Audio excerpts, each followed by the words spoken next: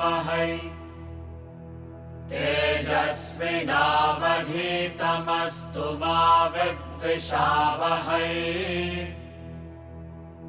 ॐ शान्ति शान्ति शान्तिः।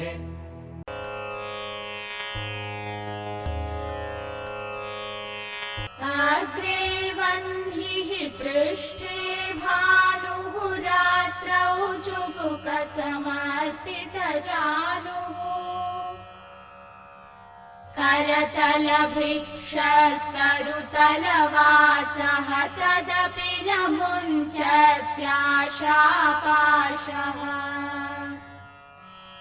कुरुते गङ्गासागरगमनं व्रतपरिपालनमथवा दानम् ज्ञानविहीनः सर्वमतेन मुक्तिं न भजति जन्मशतेन। सुरमन्दिरतरुमूलनिवासः शय्याभूतलमजिनं वासः सर्वपरिग्रहभोगत्यागः कस्य सुखं न करोति विरागः। योगरतो वा भोगरतो वा सङ्गरतो वा सङ्गविहीनः यस्य ब्रह्मणि रमते चित्तं नन्दति नन्दति नन्दत्येव। भगवद्गीता किञ्चिदधीता गङ्गाजललवकणिका पीता सकृदपि येन मुरारिसमर्चा क्रियते तस्य यमेन न चर्चा। पुनरपि जननं पुनरपि मरणं पुनरपि जननी जठरे शयनम्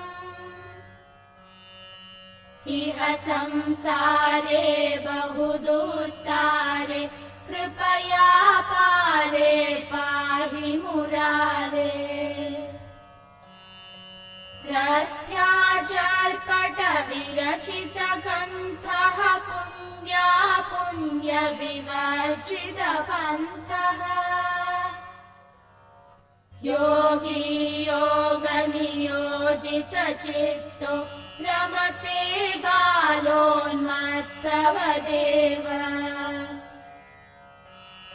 कस्त्वं कोऽहं कुतायातः कामे जननी को मे तातः इति परिभावय सर्वमसारम् विश्वं त्यक्त्वा स्वप्नविचारम्। त्वयि मयि चान्यत्रैको विष्णुः व्यर्थं कुप्यसि मय्यसहिष्णुः। भवसमचित्तः सर्वत्र त्वं वाञ्छस्य चिराद्यदि विष्णु त्वम्। शत्रौ मित्रे पुत्रे बन्धौ मा कुरु यत्नं विग्रहसन्धौ। सर्वस्मिन्नपि पश्यात्मानं सर्वत्रोत्सृज भेदाज्ञानम्। Verse 19 talked about mind resting on Brahman. That person indeed is very, very happy. Whether a person is in solitude or in company, whether a person is apparently in a sensual material life or in a spiritual secluded life, what really matters is where that person's thoughts are resting. If the thoughts are resting on God, which is referred to as Brahman in Vedanta, he is indeed very happy.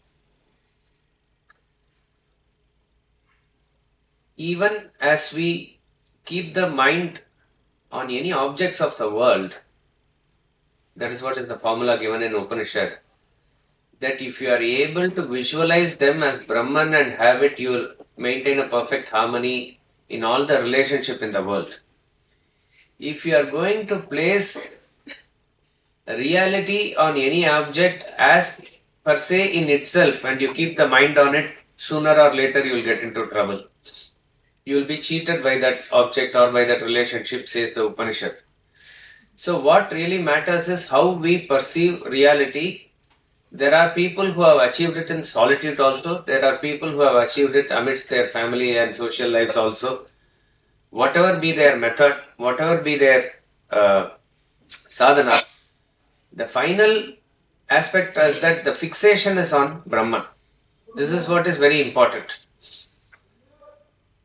Now, how to fix this mind on Brahman? It is very easily said that. It's in one word we can say spirituality is don't think of the world, think of God. It is as easily said as that. But it doesn't naturally happen so, because the mind is drawn towards the world and our samsaric bondage really immerses the mind in its relationships and whatever we get into. So that is why right royal paths are given for us to slowly train the mind to go towards Brahman.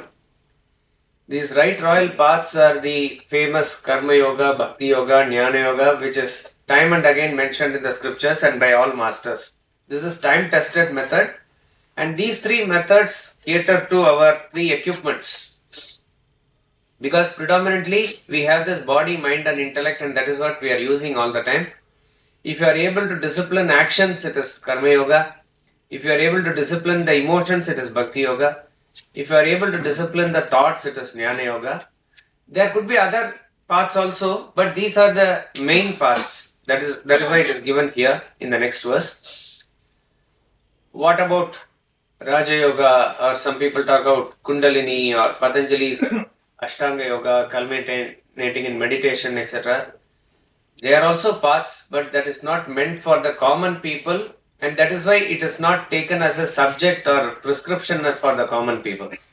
These three are emphasized time and again, directly or indirectly, but probably those who are adhikaris for that, they will seek that type of a master and proper guidance. It should be undertaken because it is very critical.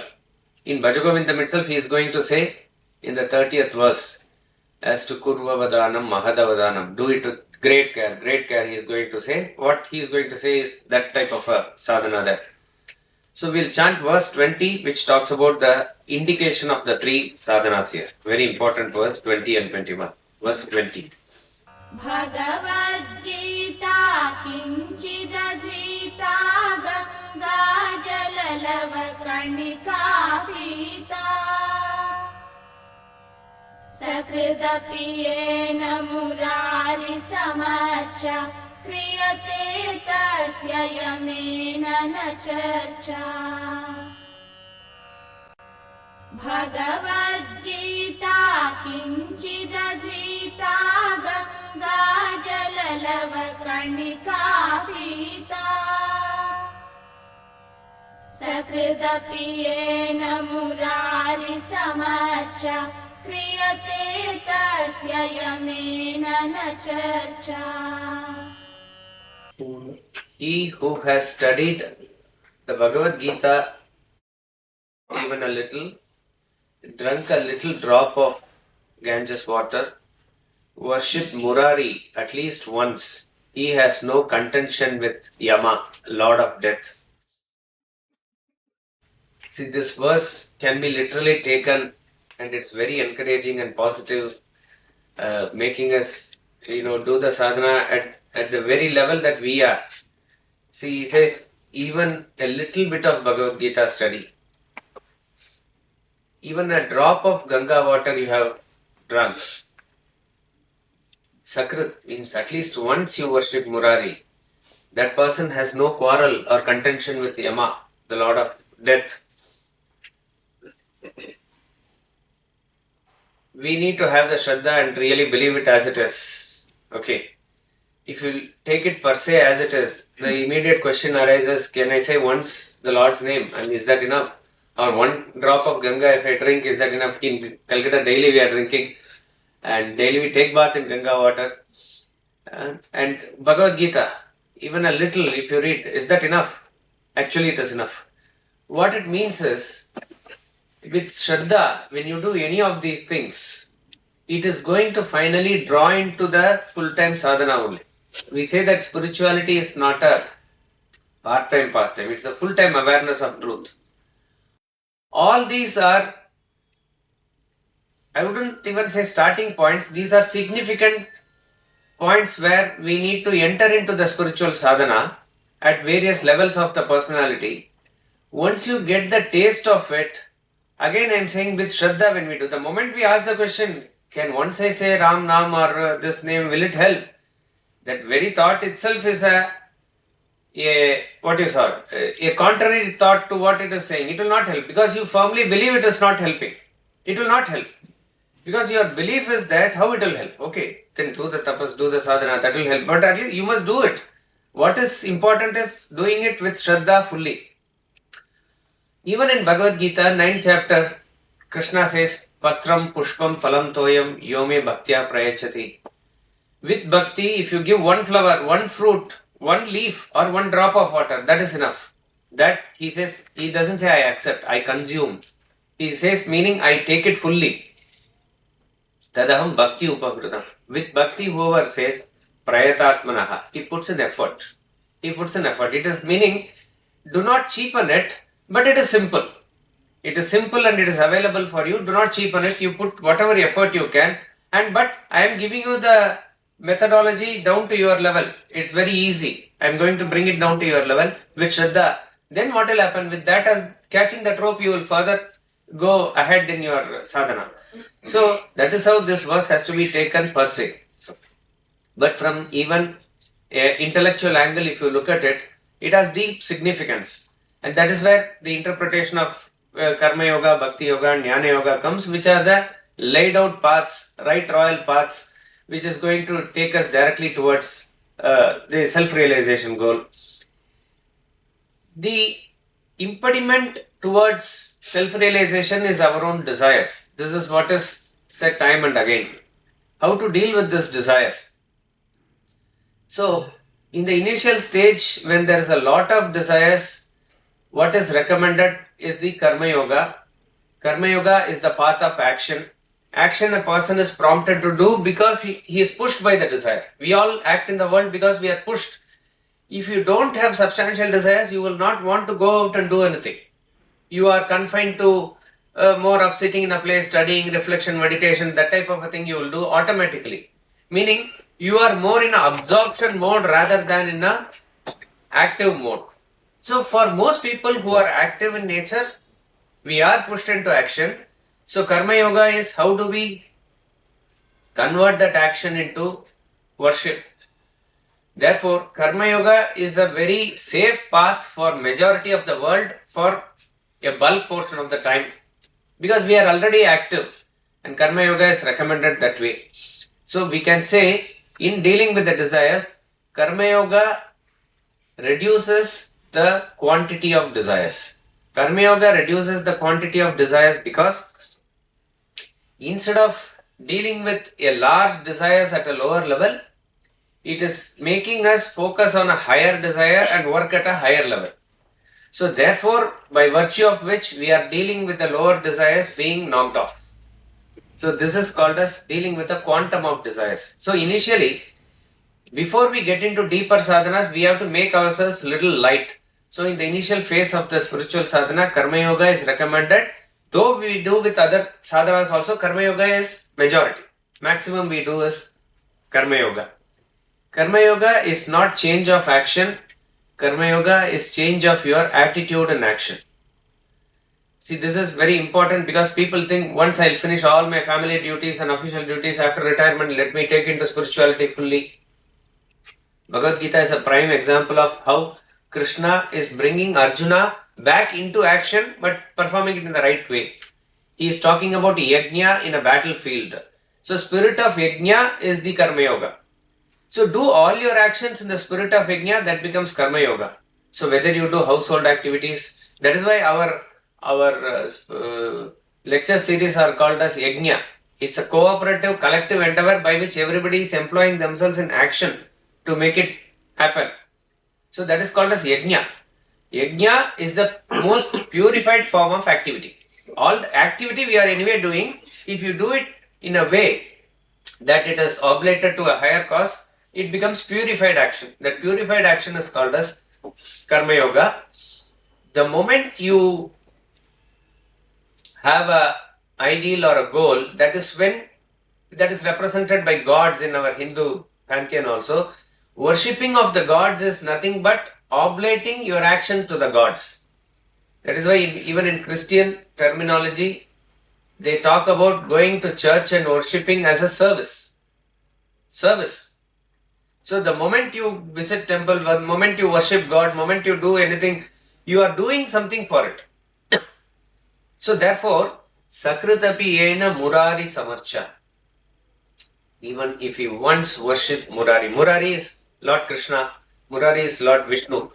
So even once if you worship Krishna, what it means is, once you have tasted the actions being oblated thus, so Sakritapi Yena Murari Samarcha represents the essence of Karma Yoga. If a person is able to do that, then he says, Ganga Jalalava Kanika Pita. In this country particularly, we have a lot of significance associated with all rivers, particularly Ganga. Ganga is the king of all, or queen of all rivers. I don't know here, maybe Ganga is flowing through here.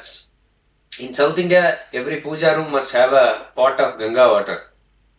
And it is sealed in a pure brass vessel, and Ganga has that quality of retaining its purity probably more than any other rivers. It is said even during British times, when they used to travel by ship from England to here, Calcutta, while coming, they fill the ship with whatever, Thames river water or something.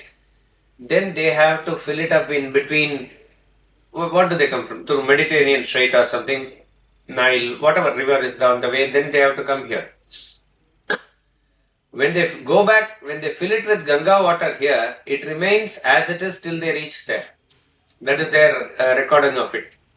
It is. We do not know. It is Yes.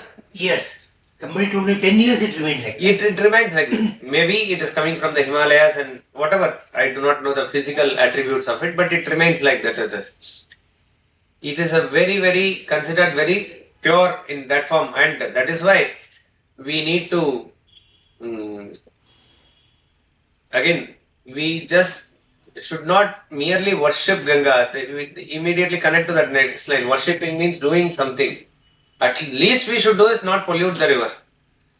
You know, whether it is a cow worship or Ganga worship or anything, it is not just touching and doing like this or drinking or something like that. It is what you do and how you deal, how you relate with it. The moment I'm just using it as a terminology, moment Ganga changed to Ganges, the attitude of relationship itself changes. Ganga means Ma Ganga. Ganga means mother. Ganga means the deity who is as a Ganga. Ganges means it's a river where you can play. I mean, it's not that you are forbidden from using it as a sport, rafting and other, those things also we can do, but not at the cost of losing the very lifeline of the entire North India. Ganga Jalalava Kanika Pita. Even today, maximum people have this sort of respect and they worship. Though it flows a long way in Uttar Pradesh and Bihar, it is said that the Ganga worship is maximum in Bengal. Even today, even though we know the percentage of population who are Hindus, etc. Even today it is like that. So it has been a age-old tradition to worship Ganga, to take bath in Ganga, to drink Ganga, and it is considered very sacred and holy that once in a lifetime, at least from all parts of the country, they come take bath, Banaras and Allahabad, Prayag, everywhere. What is the significance of it? From Vedantic point of view, Ganga represents this knowledge only. This knowledge. So it is said that The story of Ganga, which is given in Ramayana also, sage Vishwamitra tells the story of Ganga to Lord Rama as they are crossing and going in the Balakand towards Mithila when they go. He is telling what is the story of Ganga. So Ganga was not in this world. It is there in the heavens. What is the original name of Ganga? Where it first starts? Bhagirathi. Dakini? Jahannami. Before that. Alakananda. Alakananda. Alakananda. Alakananda, is when she falls on the head of Shiva. And before that is Mandakini. In the heavens it's also called Mandakini. Before that,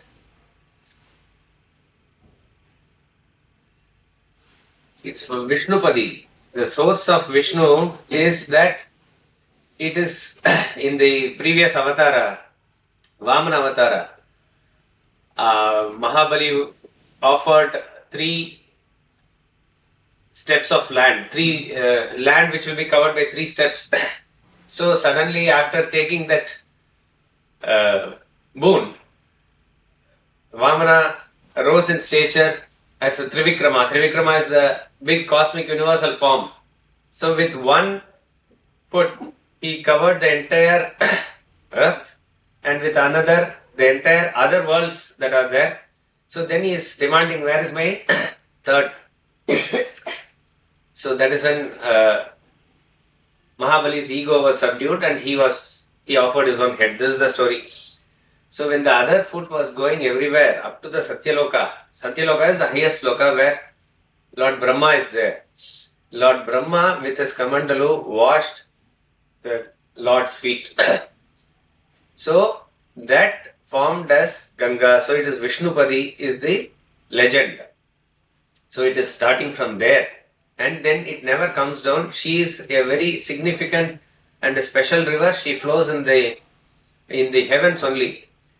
And then you know the story of Sagara and Bhagirathi where the horse was stolen and the Sagara's son came. 60,000 sons were burned to ashes by Kapila. It is here in Ganga Sagar is the place that. So there was no other way for a redemption of those 60,000 people except that Ganga has to flow and wash away their sins. This is the condition that is given. But Ganga is nowhere found on earth, it is in the heaven. So the Anshuman and various other kings, Dilipa, in their lineage, they tried very hard, but that could not happen. In their lineage came Bhagiratha in the Surya Raghuvamsha. And he said, this is my first and main responsibility. He renounced everything and did purely tapas only for this. That is why whenever any effort, which is a long effort, which is just finally going to yield fruit, or that effort is called as Bhagiratha Prayatna. Bhagiratha Prayatna means no other person probably did tapas like him, effort like him.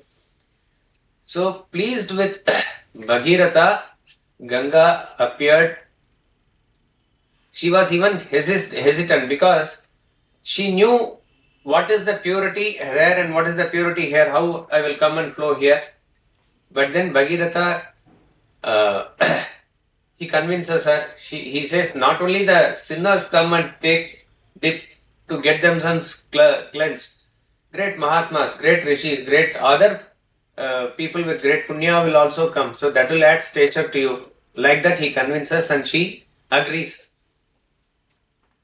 But she says, the force with which I come from above, the earth will not be able to sustain that force. So he is asking, what is the solution there? You need somebody to contain me, to withstand my force. And who is that? Only Lord Shiva can do it. So he again does tapas towards Lord Shiva. And after very many years, Lord Shiva appears. And Shiva is very happy and he asks what to do. He says, Ganga will come and you have to collect it on your jata. He says, okay. And on the appointed day, Ganga comes and he collects. But he locks and he goes to his meditation. He thought he should collect and he goes. But again, Bhagiratha does tapas to Shiva to say that, then he appears that you have to release the water for the welfare of the country, for the welfare of the society. Then slowly a trickle comes out of it. That is the picture that we see. And then again also there are stories that she plays with Jnana Maharishi's ashrama. So again he puts her in the Kamandalu. Then again he has to please. So she's called Jannavi after that. Then she comes up to the Ganga Sagar, and in that Ganga we all take bath. This is a story. But there is a beautiful significance. Significance is that Ganga represents the knowledge of the self. And it is knowledge of the self is transcendental. Transcendental means it's above the world. That is why the term Ganga itself comes after, I think, Haridwar. Before that, all the other name comes. From Haridwar. Rishikesh, yeah. That means she has touched the earth. That is why that Bhumi above Haridwar is called Deva Bhumi. Deva Bhumi means it's not for the normal mortal people. Devas come and play that the valley of flowers and everything is. It's as though that is where Pandavas also ascended to heaven. So on a normal geographical location also it is considered like a Deva Bhumi. When she touches the earth as it were in Haridwar, she is called as Ganga.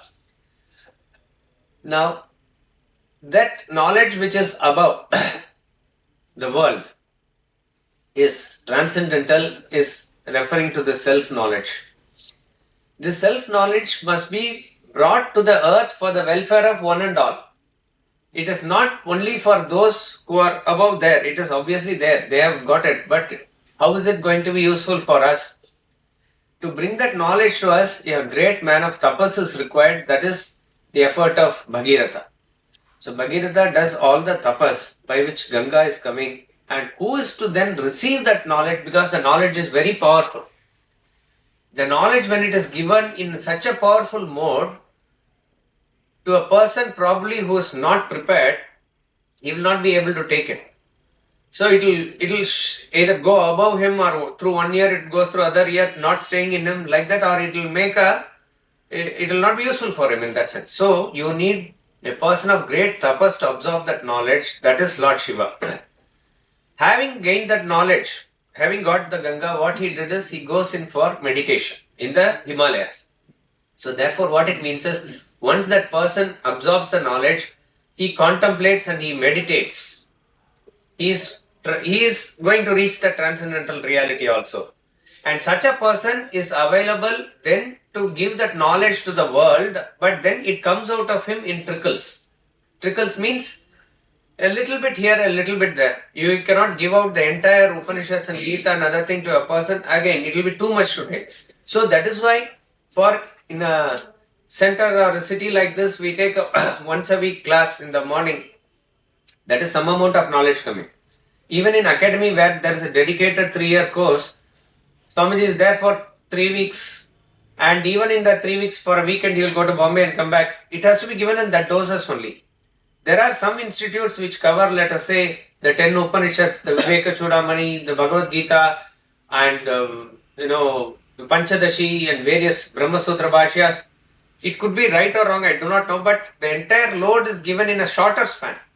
It is too much for some people to take, not from the point of view of the length of the study, but if you want to reflect, take in little by little, the dosage has to be very important.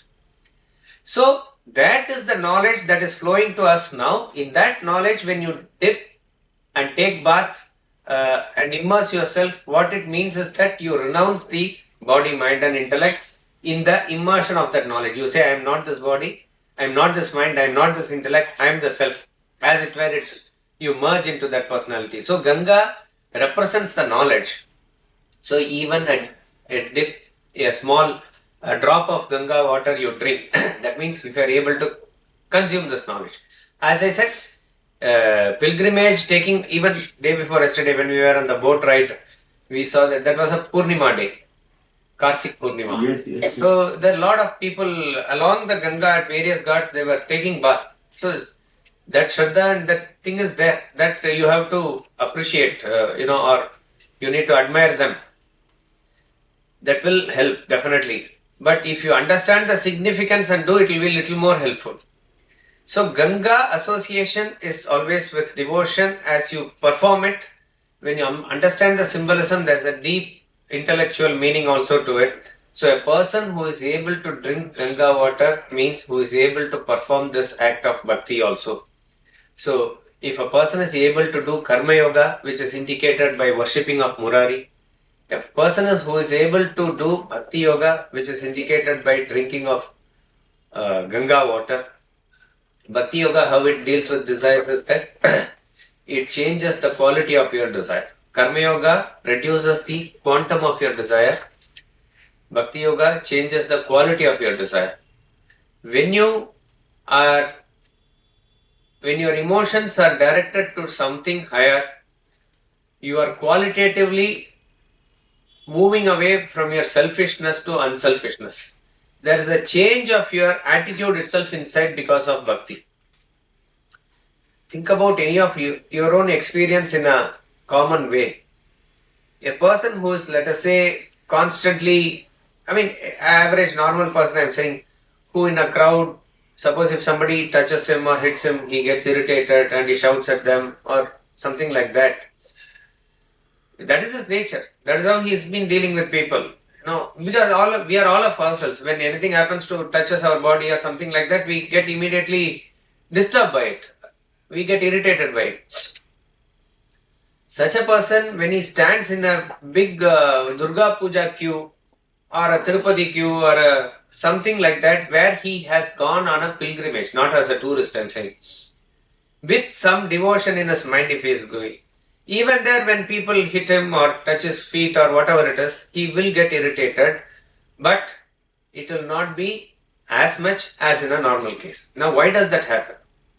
It happens because one portion of your mind is already in an emotive stage which is towards that. So therefore, immediately when that is there, the way in which the quality of desires with which you deal with the world will automatically change. This is the essence of love. How do we develop love is like this only. Simply say, try to love your neighbor, try to love your mother-in-law, try to love your friend. It won't work like that. It has to come from a love of something higher, under whose umbrella everybody comes. There will be an automatic good feeling that will automatically come. That is how it comes. So, bhakti is what really changes the quality of our desires. And then, jnana. Jnana changes the direction of the desires from terrestrial to transcendental. It is a paradigm shift that comes from a deep thought and absorption.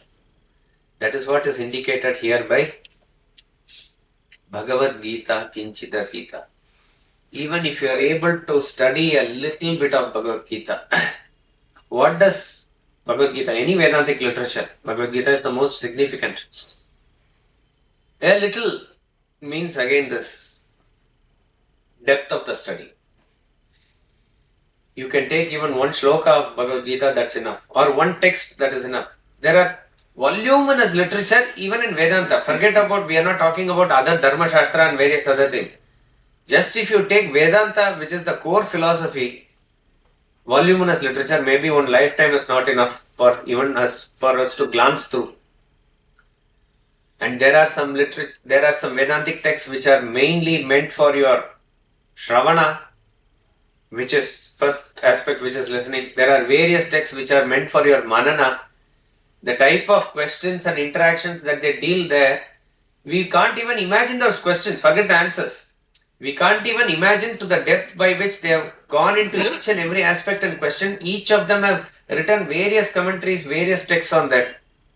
There are very few texts which are on the level of Nitidhyasana, where it is not the question of Shravana or Manana, it directly hits you somewhere else. So any of these texts, any one shloka of it, any one shloka of Mundaka Upanishad, any one shloka of Gita or a commentary of Shankaracharya, whatever it is enough if you go deep into it. What is important in jnana is not the length of the study but the depth. A person can travel across the ocean on the ship, 7 seas he can go. He will get something, but that will all be superficial. But if he stops the ship, anchors it there and goes into the depth of the ocean, that is where he is going to get new things and he is going to get valuable things. Pearls are there in the bottom of the ocean. So, exactly like that, our literature, our Vedantic texts, which are not what you say, a poem or poetry which is thought out and written. These are all in the stages of revelation. So they contain the deep recesses of the self-knowledge in them.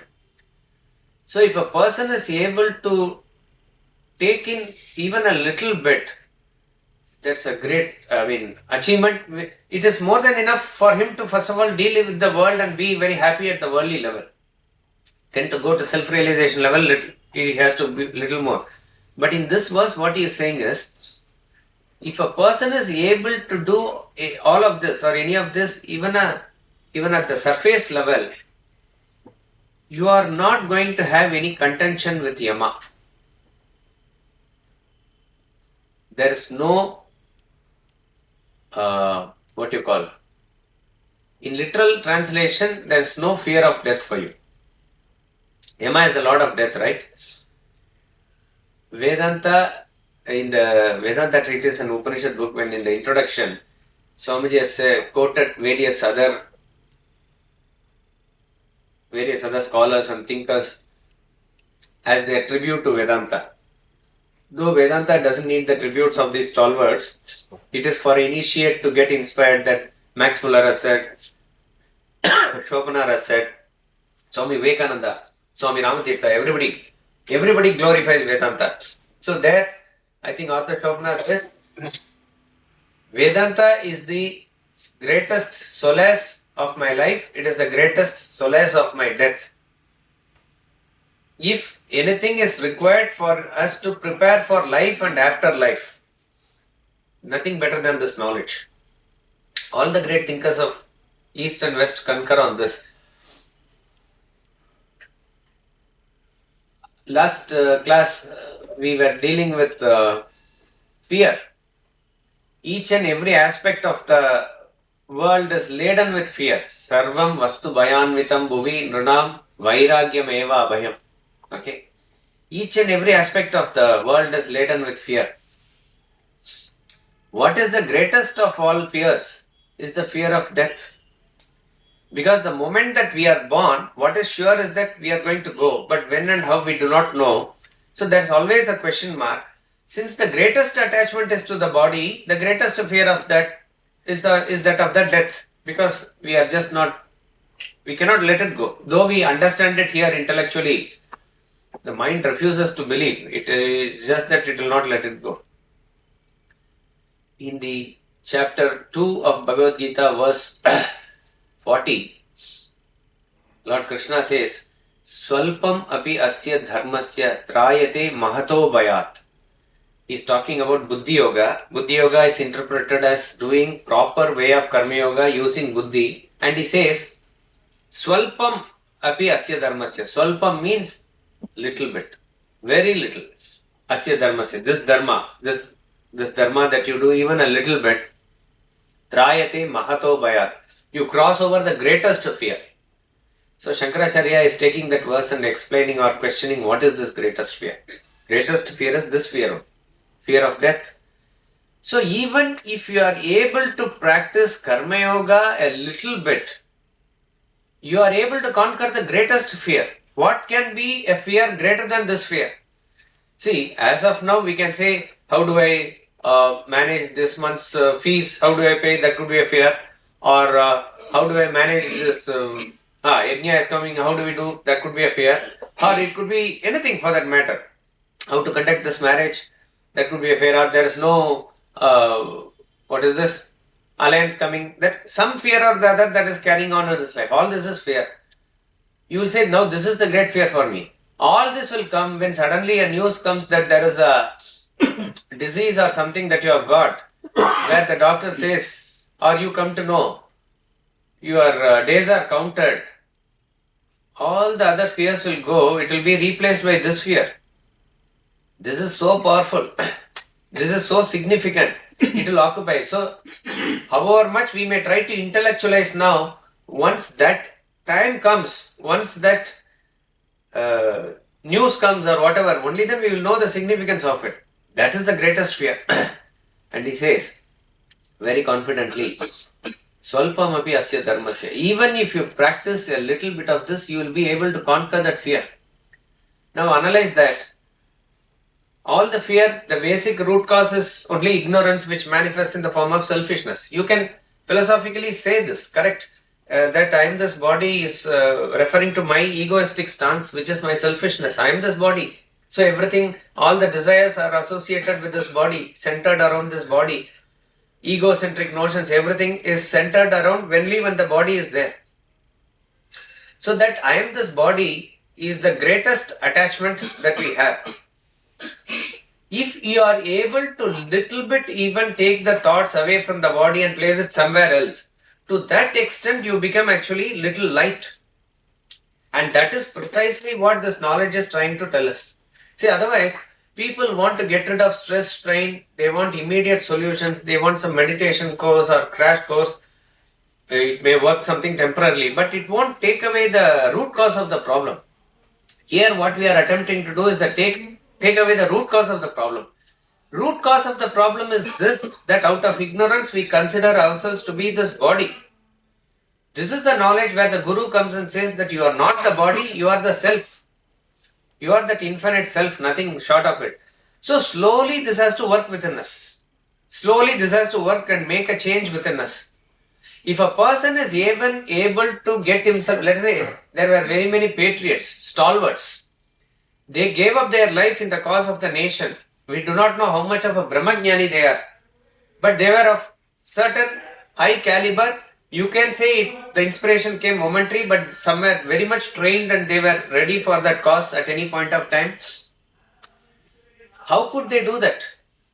How could some Bhagat Singh and others kiss the noose that was going to hang them in that movie? What is it? Rangde Basanti. Rangde Basanti movie. They were showing that who are the three Rajgurus, Sukhdev and Bhagat Singh. Rajguru's pocket. They found. He is asking. The jailer is asking, "How are you able to go happily towards that noose?" He is saying, you read this, you will also get that feeling. He gives Bhagavad Gita. Vasamsi Jirnani, that verse is being chanted there. That is the verse that we put when a person dies also. So it is very clear that even a person who we need not place at a very high level of a Brahmajnani or a great renunciate, virtually it is seen and it is a proof that they are able to get rid of a good aspect of their selfishness and fear of death. So why will anybody not achieve this if we are able to take this knowledge diligently? Now where is the problem coming? When we attend a class like this on a Sunday morning, when you even take up study, course and everything that we do it with reference to something that is, and we are not hypocrites.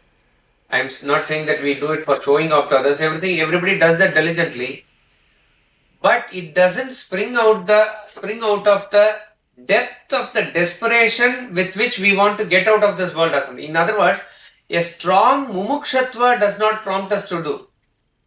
What prompts us to do is, it is something good I have to do, let me try my best, whatever best can be done, in the spare time I will do, this sort of a thing, because our preoccupation is something else.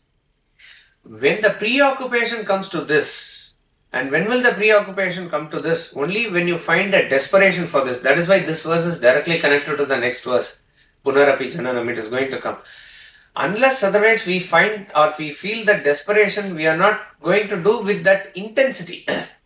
See, in the Aesop's fable, or I do not know whichever story it was, a rabbit is there and this man is having this hound, a dog, and he is going into the woods and he lets loose the dog when the dog is spotting a rabbit and it's wanting that rabbit, and he also let loose the dog. The rabbit, sensing the danger, it runs very fast. This hound is also very fast. And it is chasing and chasing. Finally, the rabbit somehow escapes. Even in case of the forest when they shoot by a tiger chasing and getting a antelope or deer or whatever it is. Average is once in 20 attempts or something is what is going to be successful. That is how the statistics is. But if you keep a running race, let us say between a cheetah and a deer, or this hound and the rabbit, any day hound will win. The dog will win. Rabbit cannot outrun hound on a normal speed basis. If you see pigeon and eagle, same thing. Pigeon seems very stocky, it is very fast. But when the eagle chases in its highest acceleration speed, it has to catch there. If it misses, it cannot catch a pigeon. But on any given day, if you keep a race between an eagle and a pigeon, eagle will win. So this hound comes out exhausted and comes to the master and asks, any day I can run faster than the rabbit. But how is it that I am not able to catch the rabbit? What does the master say? One is running for life, the other one is... You are running for your food. The rabbit is running for the life. So the desperation with which the rabbit will run is different. The desperation with which you will run is different. If you don't get this rabbit, you may get... If it loses its life, it is not going to get another life. So what really matters is the desperation with which you do that action, that much intensity will come in the action. So very many people are given with, they are very intelligent. They have a chance to crack many universities. We were discussing this yesterday. So once that so much choice is given and the energy is frittered away like this, they may not be able to crack a entrance exam or something. One who is not that much of a high IQ caliber, he is little low. He has only couple of choices. The intensity with which he will crack the exam. Sometimes it happens like this. So all of this only boils down to the intensity with which we do. So it is not that, okay, I have time, how can I help you? I can do this. Yes, to that extent you will get some punya. Definitely you are doing some punya karma for others, you will get a punya. But much more than that is what we should convert our actions into. Much more than that, gaining scholarship and clarity in Bhagavad Gita, those are all steps, but much more than that is what we must use the study into. Much more than that, getting a emotional solace or something is what we must use a temple or a deity or a puja or worship also. It is to develop that intimate relationship with which you go even beyond that. So, it is the intensity and desperation with which we are supposed to do. With that intention, he says, if you have even studied a little, if you have even studied or drank a drop of Ganga, if you have even worshipped Murari once, you will not have problem with Yama. In the absolute level, you become absolutely liberated, you become changeless, because Yama is Lord of death. Death means birth, birth means death. You cross over birth and death. You become absolutely liberated. In the relative level, you are free from the worries and anxieties, particularly what is going to happen, this sort of a feeling.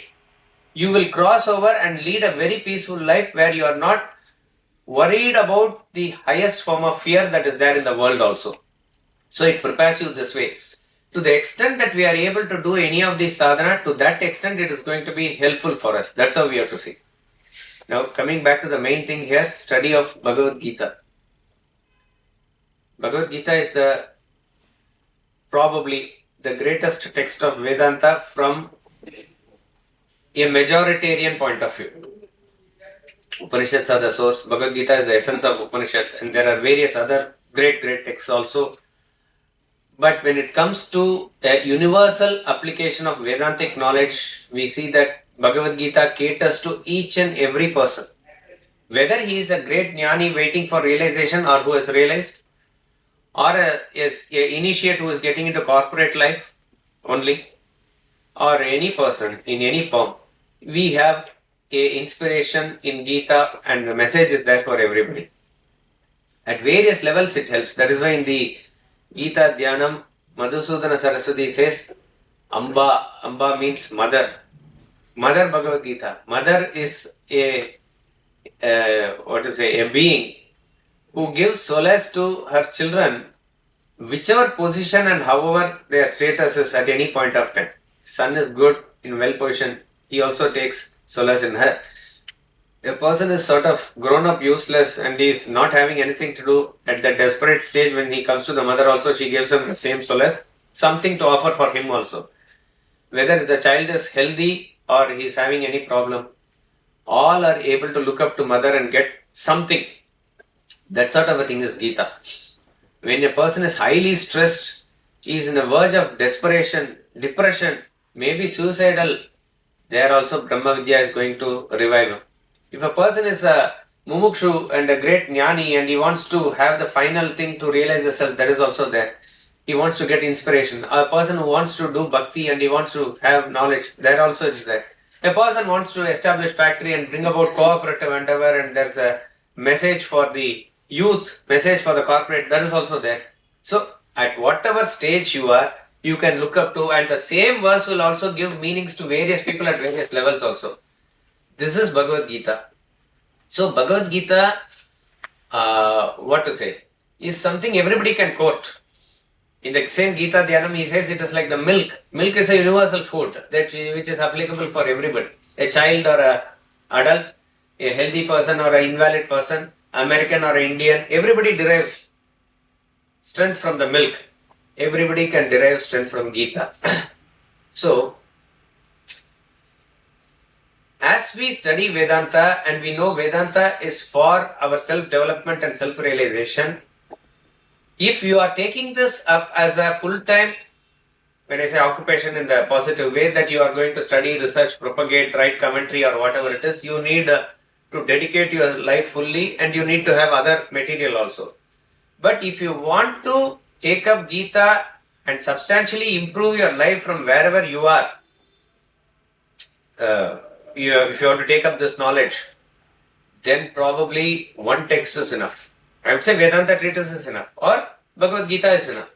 So stick to that, quote it, go into the depth of it. However great the master or commentary is also, he cannot pack everything what the verse is saying because it has to be revealed to you as you go.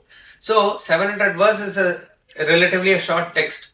You can take chapter by chapter, topic by topic, verse by verse, go into the depth of it, or take only one portion of it and go into the depth of it. You are going to derive the same message only. So such a person who is able to quote Gita, who is able to drink Ganga, who is able to worship Murari, he undertakes what is known as an integrated sadhana. It cannot be that only karma, it cannot be only bhakti, because we are emotional, we are active, we are intellectual, we have reason. So you have to cater to all aspects of the personality. Now the question arises into what proportion we do. You have to analyze your own personality. But a shortcut method is, when I say shortcut, easy way to understand it is, you will feel comfortable in something. Some people are comfortable in organizing, doing work, various things. They have to do karma yoga naturally. Some people are sitting, studying, questioning, thinking. They are able to do jnana naturally. Some people are able to have good emotions, relate to God, sing bhajans, go to pilgrimage, do puja. That all those things comes naturally for them. They should do more of this. But you cannot neglect the other. You have to significantly devote time to others also, because we are a composite personality. It is the question of how we define the problem. That is how the solution is this. See, ultimately, if you say the ultimate thing that Vedanta says is the root cause of the problem is ignorance. So therefore knowledge is required. And that knowledge is the ultimate awareness. And when we talk about jnanam, we are talking about that type of thing only. If the same thing you talk in terms of same problem, you talk in terms of lack of faith, lack of devotion, then bhakti caters to that. The same thing you express it as too much of selfishness, that is the problem. All that is fine, we know everything, but it is the selfishness. Therefore karma yoga comes into play. You have to do unselfish activities. Think in terms of others and do your activities. That is the solution. You think in terms of too much of lack of concentration, mind is restless, that is need to be conquered. You need to do the integrated yoga, which culminates in meditation and everything. So it is an integrated sadhana. Now, if I ask you, any one of us here, what is your problem? All four are problems. Ignorance is also a problem. Lack of concentration is also a problem. Selfishness is a problem. Lack of faith is also a problem. So therefore, we need to do all the four. We need to do all the four. What comes to you more naturally, do that a little more. But do put in effort, because when it comes like a second nature, then you are not consciously putting in effort. So you do the other things also. So in general, we can say, as early in the morning as we get up, we have to do a little bit of study and reflection. And then do a little bit of physical exercises and yoga, pranayama, whatever it is. That is also, these two are significant because we are cleansing our inner personality, cleansing our external personality also. And then have some time, morning or evening or Sandhya time, whatever it is, little bit of prayer or puja, again according to each one's inspiration. Rest of the day, do a lot of activities, because we are at a stage where we need to allot more time for karma. When we substantially reduce the desires and automatically become introvert, other sadhanas take more precedence and karma will automatically become subtle. That way it is. So we have to do integrated sadhana. So this verse can be taken as a message of that. Our quantum of desires need to be dealt with, our quality needs to be improved, direction needs to be changed. So all three are given here. He who has studied the Bhagavad Gita even a little, drunk a little drop of Ganges water, worshipped Murari at least once, he has no contention with Yama, Lord of Death. Sir, Yes, sir. I really couldn't understand the difference between quality and direction, because by and large, isn't it the same? You are right. They are connected. Okay. These relate to the inner personality where the mind and intellect is integrated also. When we, the differences in, it is by jnana that our thoughts get fixed in what we known as transcendental. See, a person generally also, let us say, all the religions speak about love. When I say all theological religions, Christianity, Islam, everything, and no religion will, in its purest form, will engender hatred. As a rule, if you are able to show devotion to God as it is, you will be having a universal feeling of love. And every religion promotes this, including Sanatana Dharma also. Swami Ramtirtha says, only by that a person can come up to the level of what is known as in Vedanta a Savikalpa Samadhi stage, where you are able to feel one with all, where you have probably transcended time, space and causation, but you are still not reached that ultimate infinite self which you are. Okay, there's a last stage which you have to cross over, and that can be done only by jnana. That's the absolute jnanam or self-awareness, self-realization.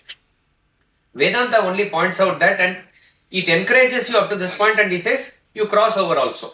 This is the integrated thing. So at the relative level, when you bring it, what happens is, unless otherwise this knowledge of Vedanta tells us that transcendental knowledge or transcendental being is your real nature, all our thoughts, however good they are, however beneficial they are for others also, they will be playing around only in the world. So it is the knowledge that is going to change the direction. It is going to first set in the goal or set in the path for you. So it's a beautiful metaphor that comes in Atma Bodha.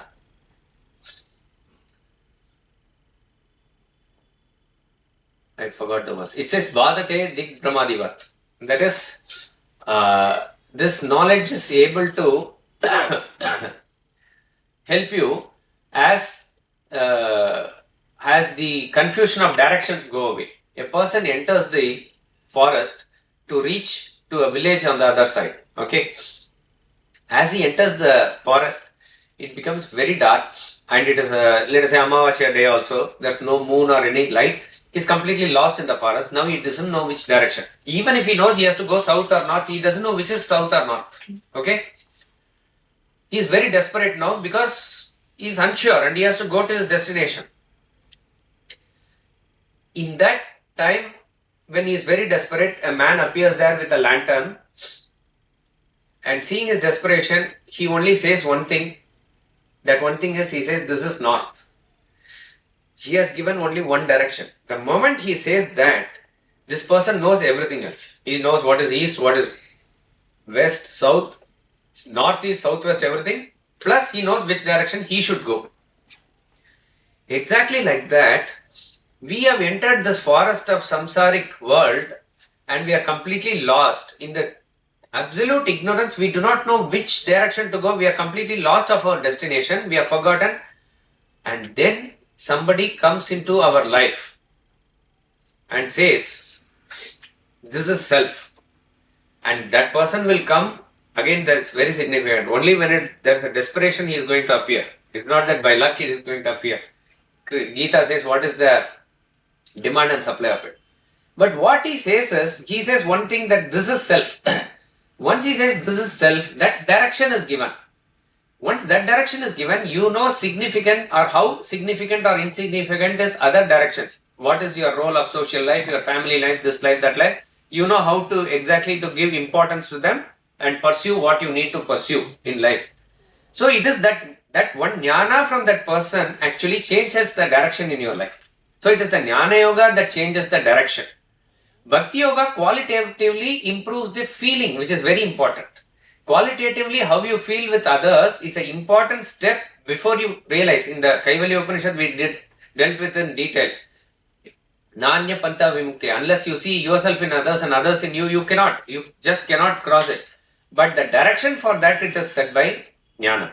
So that is why we have to integratedly do all the three yogas. But all this is fine now at the internal level. Where should I start? Start with Karma Yoga. Start pushing your actions into this thing. Cleanse your heart. Once you cleanse your heart only, Bhakti and Jnana will sort of stay there properly. Otherwise, it will be a very high level of discussion class and various things will happen.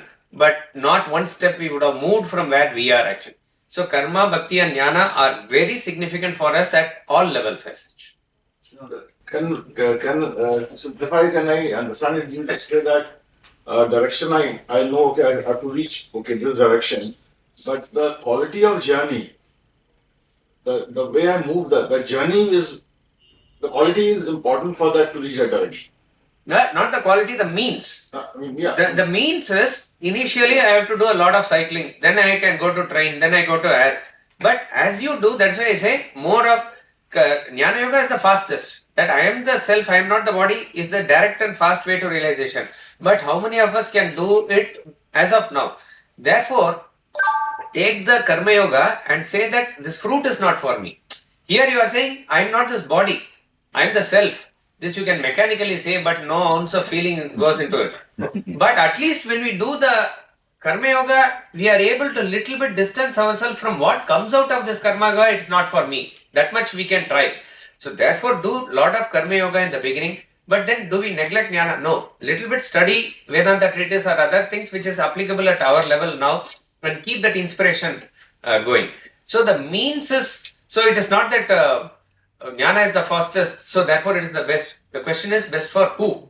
For a person who is already a renunciate, who is prepared, that is the best for him. For me, this is the best now, and other practices are anga of this.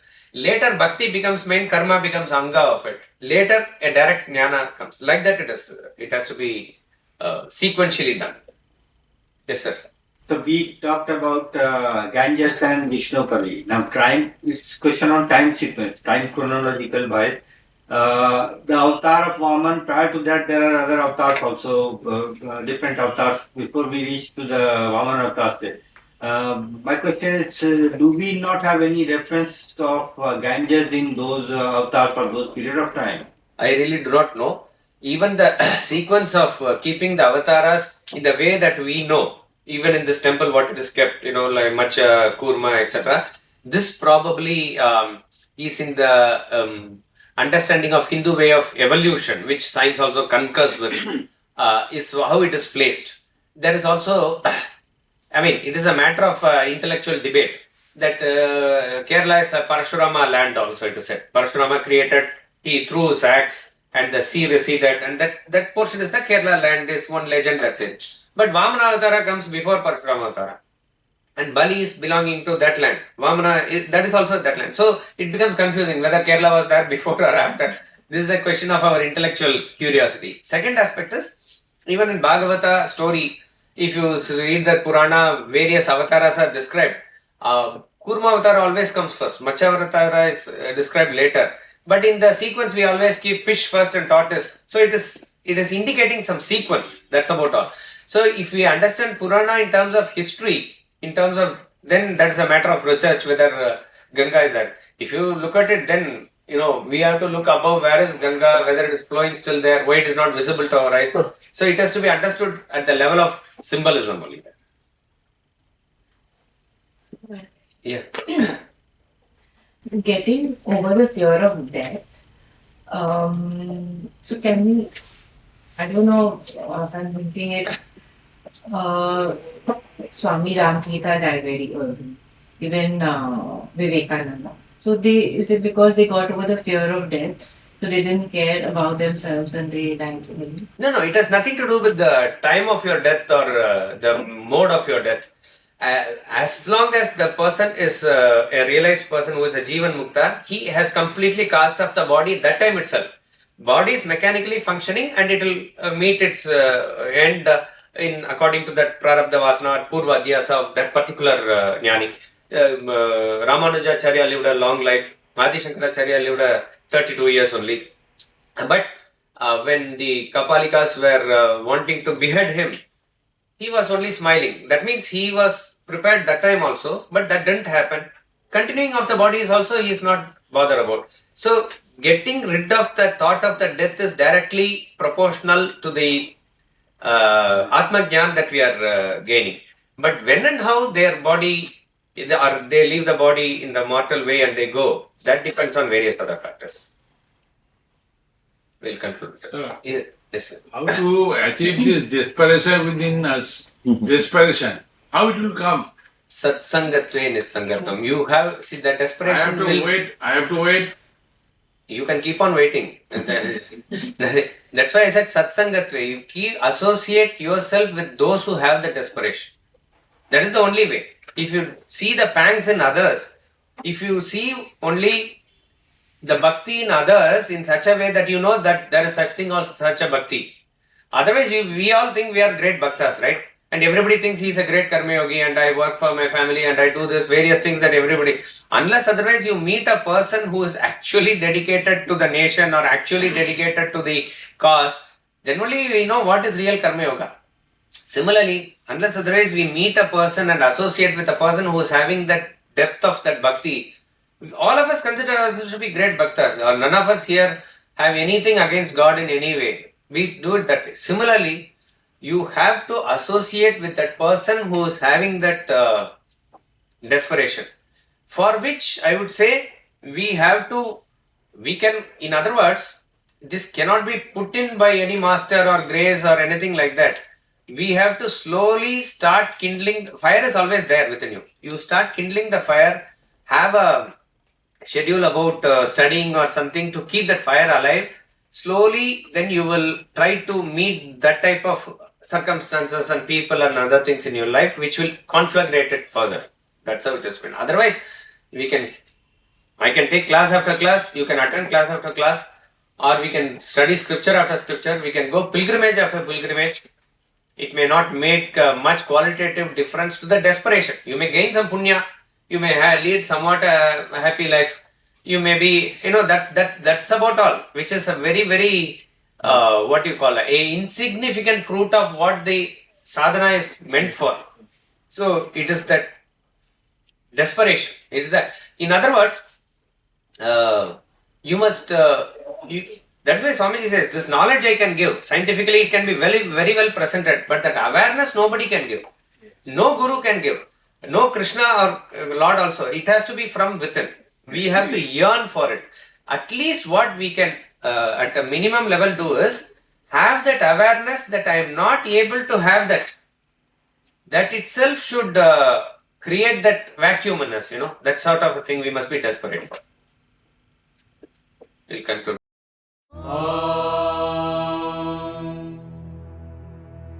Poornam Adah Poornamidam Poornat Poornamudachyate Poornasya Poornamadaya Poornamevavashishyate. Om Shanti Shanti Shanti.